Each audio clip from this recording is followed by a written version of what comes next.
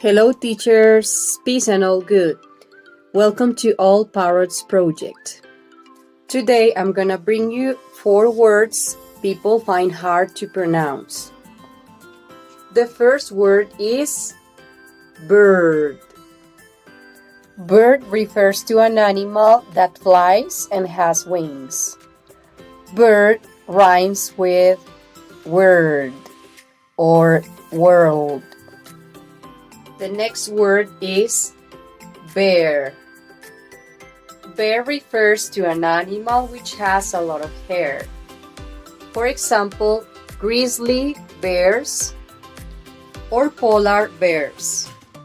The next word is beer. Beer is an alcoholic drink. And the last word is beard.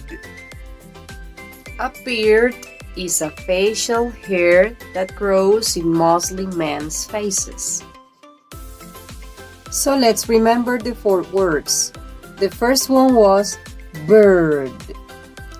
Bird. The second word was bear. Bear. The third word was beer. Beer.